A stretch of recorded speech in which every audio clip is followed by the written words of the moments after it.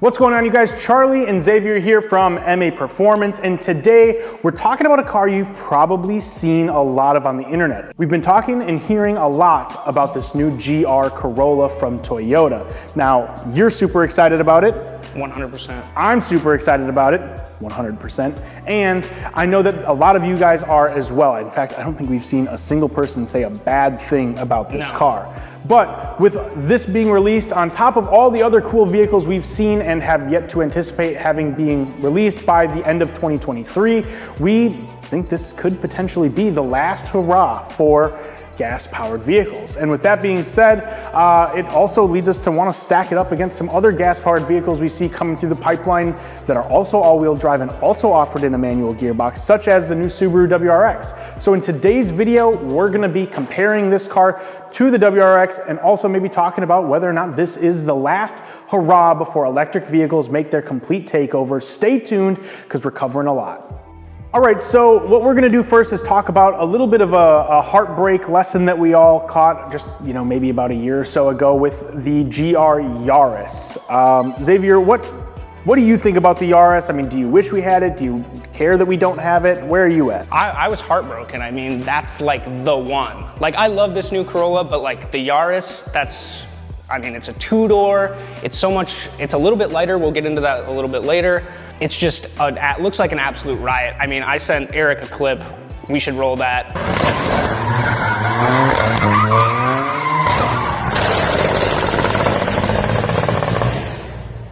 Because that's sick.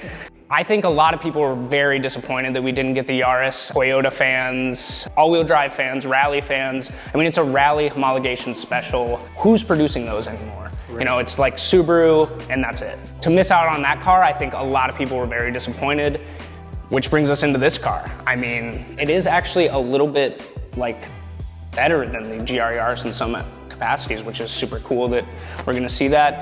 We're around 300 horsepower for the 3-cylinder, so 100 horsepower per cylinder engine. That's like mind-blowing. What other car has something like that? And 273 pound-feet of torque from a 3-cylinder. Again, I'm gonna keep saying that because that's right. It's pretty impressive. Wicked. And GR Yaris owners are already seeing around like 400, 500 horsepower out of these cars, stock block, just upgrading a turbo, just upgrading an intercooler, and you're getting that level of power out of a 3-cylinder. And the GR Corolla, I think, is gonna have more potential stock than even the Yaris because of the reduced back pressure and the reinforced pistons that it gets over the Yaris. That's where we're seeing that difference from 273 with the Yaris to 300 in the Corolla. So I think those modifications are only going to allow, a higher ceiling.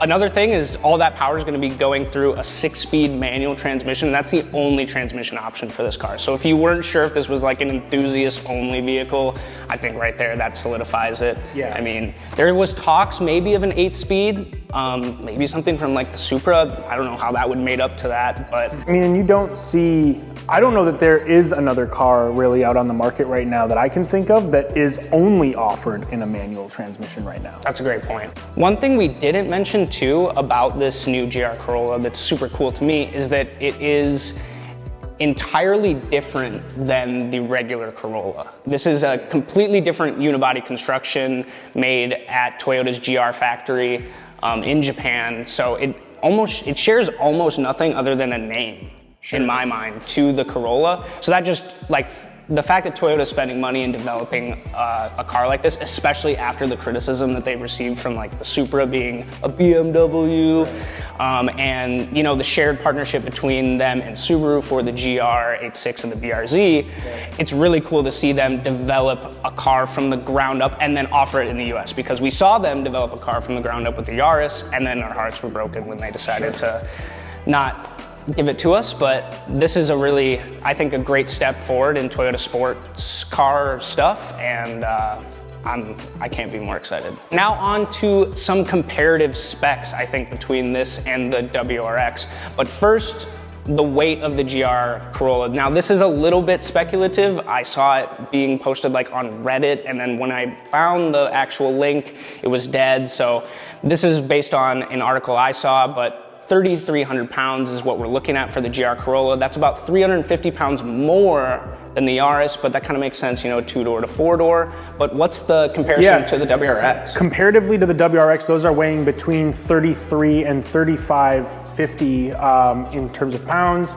So again, if they're coming in at 33, it's obviously very directly comparative to the lower end for the WRX. With that being said, it could be upwards of about 250 pounds heavier than the GR Corolla would be, which isn't necessarily a ton of weight. Obviously with some modifications, you know, removing some interior pieces, whatever, you could shed quite a bit of that, maybe some real nice goodies from Saibon or somebody like that to cut some weight. But again, you'd be able to just maybe go on a little bit of a diet and make it really fit in. So yeah, so the WRX is going to be powered by a 2.4 liter boxer engine. That's going to make 271 horsepower and 258 pound-feet of torque. So a considerable amount less than the GR. We're looking at a 29 horsepower deficit there, comparing the Corolla, and a 15 foot-pound difference in torque. Well, and as we were talking about the power levels that people are reaching with the GR Yaris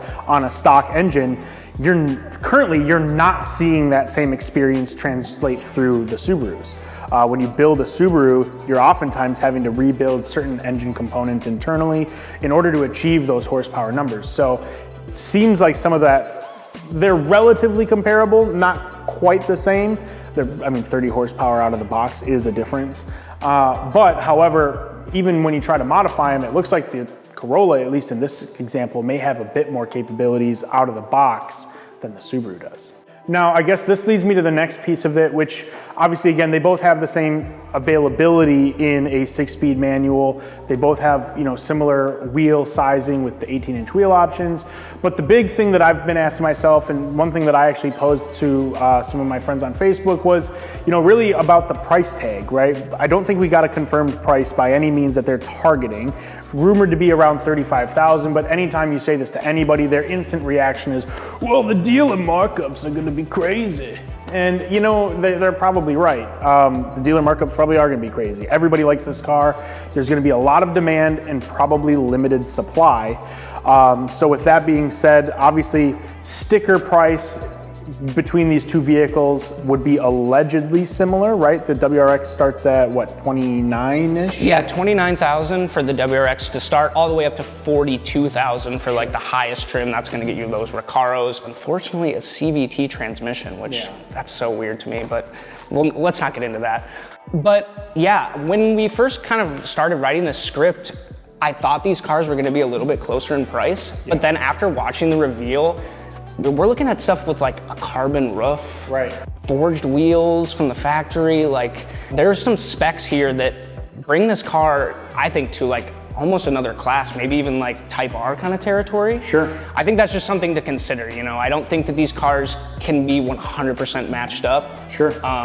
For some of those top trim level models, you know, I would maybe anticipate something like that coming in closer to like the 40 to 45 range. I wouldn't even be surprised 50. Really? I mean, Toyota is kind of known for their Toyota. They can charge almost whatever they want for their cars and people are gonna buy them. Yeah, and I think that's for, again, that circuit model, that carbon roof equipped, like Alcantara seats, like that's the top trim. I think this base one is gonna be, you know, you're seeing 35 to 40. I'm gonna go smack dab in the middle, 38 grand for that one, I'm gonna say. Just again, I know comparatively to something like, say, a GTI, for example, some other hot hatches that are on the market, you can get those for sub 30.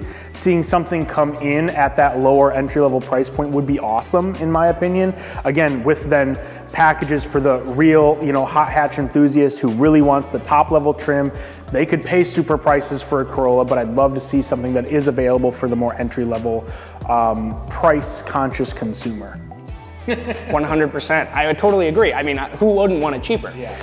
So I think the really only other major thing we haven't actually covered is really just talking about the Toyota all-wheel drive system in the new Corolla. With Toyota holding 20% of Subaru, it leads you to believe there's maybe something going on there, maybe some questioning or, you know, whatever. You know, conspiracy theorists may say that Toyota kind of push Subaru into not making an STI model, and so that they get all the, glory of releasing their GR Corolla. I like to picture them pinning them down and doing the typewriter thing, and like, say, uncle, give me your all-wheel drive. To be clear though, this GR Corolla doesn't have a Subaru all-wheel drive system. It's completely bespoke to Toyota. Who's to say how good it is, I guess, but I imagine, anything that Toyota makes kind of turns it into gold. Yeah, I'm sure it's gonna be amazing. With the reception of this vehicle, it does lead me to ask myself if Subaru's gonna go back on their word and decide to make another STI. Subaru is gonna make another STI, I think. It's just gonna be electric. People like this a lot. Another question is this like the marker for the end? A lot of people are saying like I want this car because it's gonna be kind of the last hurrah for like internal combustion, true. all-wheel drive, turbocharged, hatchback stuff. Thinking about it, we're really living through maybe what is literally this morning on my way in, I was thinking to myself about how crazy it is that we're living through an era where within these like 3 to 4 years, we're seeing so many automakers put out enthusiast geared vehicles. We've got the Nissan Z, the BRZ GR86, we've got Supra that came out, obviously the Type R, we've got the new GR Corolla. There's just endless vehicles that are coming out right now that are really enthusiast based. And it leads me to wonder if maybe that is because it's kind of like put all those cool projects you've been working on out now, because in a few more years, you're not gonna be able to. Electric cars doesn't mean the end of enthusiast cars. But absolutely not. It's like, just going in a different direction. It's gonna be one of those things that's a little sad to see go away, but it doesn't mean that cars aren't gonna be fun anymore, obviously. Having seen the Ford Mustang Mach-E 1400, the RTR car, and seeing what they're capable with that car alone, it makes me super excited to see where things go. Obviously, we've seen tons of cool Tesla videos, not the Alex Choi one, but we've seen all kinds of cool Tesla videos come out and showing like what they can do. We've got really cool brands doing some interesting stuff there. So if it is the last hurrah for gas-powered vehicles, then either way, I'm excited that they're doing it now and that I get to live through this where they're putting out so many cool enthusiast vehicles, and we obviously get to be a part of it. Well, you guys, that's gonna wrap it up for today's video. If you found this topic interesting and you wanna see us cover more video topics like this, or maybe you want Xavier to be in a few more videos, go ahead and let us know down in the comments below. And if you haven't already, make sure you hit that subscribe button and turn on that notification bell so you don't miss a single one of our uploads. Stay tuned, because we're building a really badass BRZ, and I don't want you to miss out on that, because who knows, we might have some turbocharged goodness in the works. So stay tuned. Otherwise, we'll see you in the next video. Peace.